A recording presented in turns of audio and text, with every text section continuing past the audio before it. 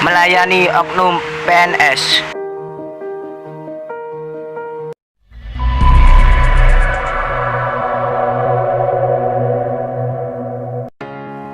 Hubungan antara atasan dan bawahan itu lumrah dalam sebuah kantor atau perusahaan.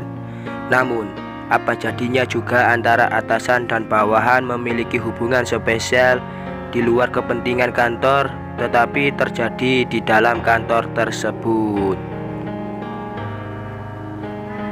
Mencari pekerjaan zaman sekarang cukup susah, meski sudah menyandang gelar sarjana.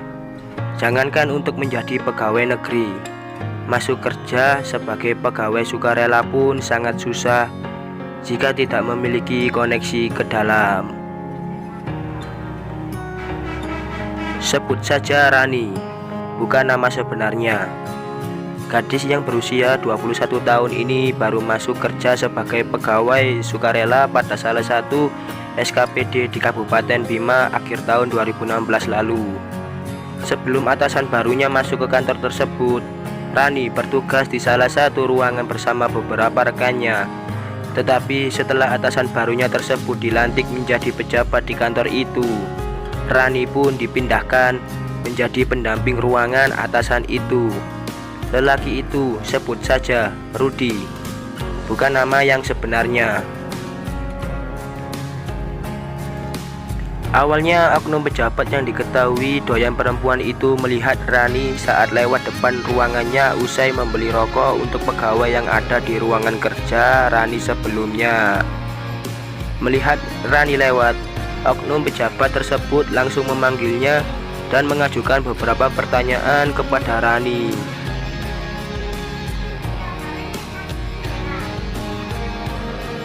Rupanya oknum pejabat tersebut jatuh cinta pandangan pertama terhadap Rani.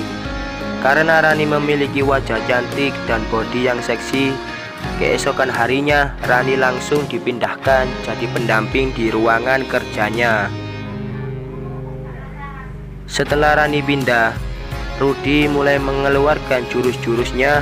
Pertama, dia membuat kaca jendela ruangan menjadi ribeng agar orang dari luar tidak bisa melihat ke dalam ruangan.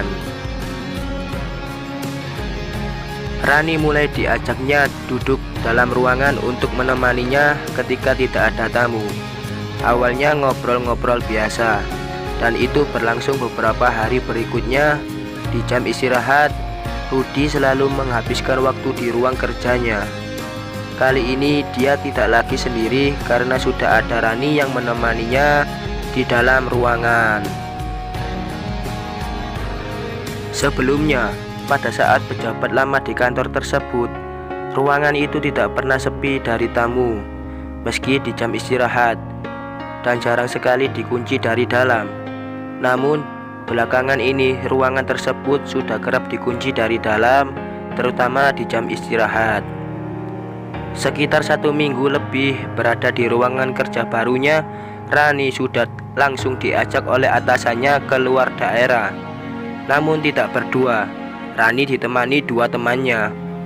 Diajak keluar daerah, Rani pun senang karena bisa sekalian jalan-jalan.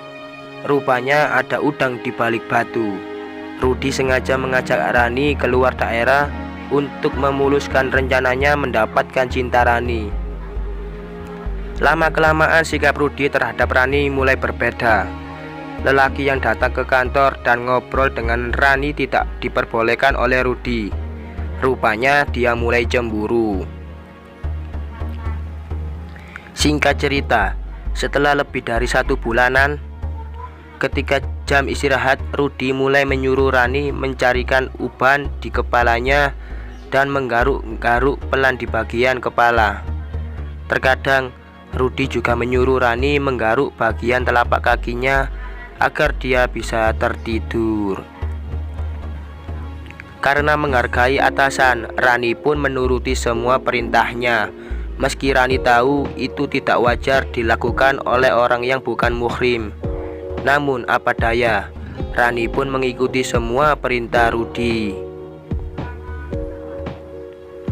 Kalau jam istirahat atau dia lagi gak ada tamu, Dia selalu suruh saya untuk mencarikan uban dan menggaruk telapak kakinya. Cerita Rani yang saat itu sudah mulai tidak suka dengan sikap atasannya itu. Kejadian seperti itu selalu berulang setiap harinya. Karena Rani selalu menuruti keinginannya, Rudi mulai memberanikan diri meraba-raba. Namun aksinya tersebut langsung mendapat penolakan dari Rani. Pernah dia mau raba-raba bagian belakang saya, namun saya langsung menghindar. Aku Rani. Pernah sekali dia kena jarum pentul saya, karena saat itu dia menyuruh saya buka jilbab. Dia juga pernah menyuruh mengangkat baju saya. Apa maksudnya coba? Beber Rani dengan nada kesal saat menceritakan pengalaman pahitnya itu. Melihat sikap Rudi yang begitu, Rani tidak tinggal diam. Rani langsung keluar ruangan dan pulang. Rani sempat tidak masuk kerja beberapa hari karena kejadian itu. Rani beralasan sakit dan Rudi menjenguk Rani ke rumahnya. Karena takut Rudi datang ke rumah, Rani akhirnya masuk kerja kembali. Tapi kali ini tidak masuk kerja di ruangan atasannya itu. Rani masuk kerja kembali di tempat awalnya. Rudi kemudian meminta Rani untuk kembali ke ruangannya, namun Rani menolak karena takut terulang kejadian tersebut. Mendapat penolakan dari Rani, pagi-pagi saat apel, Rudi mengancam jika pegawai sukarela yang tidak menuruti perintahnya akan dikeluarkan dari kantor tersebut alias diberhentikan. Karena ancaman itu, saya kembali ke ruangan itu karena saya takut dikeluarkan, karena saya tahu saat ini cari kerja itu susah. Tapi meski sukarela, saya juga punya harga diri dan tidak semestinya diperlakukan seperti itu, tuturnya. Memang sih, bawahan harus taat pada atasannya, tapi dalam hal pekerjaan, tapi yang diperlakukannya itu di luar dari kewajaran, keluhnya. Rudi rupanya sering datang malam-malam ke tempat kerjanya dan juga menyuruh Rani dan temannya untuk menemaninya di kantor. Meski itu di luar jam kerja, bahkan mereka sering karaoke bareng di salah satu tempat karaoke di kota Bima. Pegawai lain, sebut saja Ira, juga mengetahui sikap aneh antara atasan dan bawahan tersebut. Dirinya juga kaget ketika Rani yang baru masuk langsung diajak keluar daerah, sementara mereka yang sudah lama kerja tidak diajak. Tidak hanya Ira, pegawai lain pun mengetahui tingkah nakal oknum pejabat tersebut. Bahkan mereka tahu kalau mereka sering berada dalam ruangan itu dikalau jam istirahat.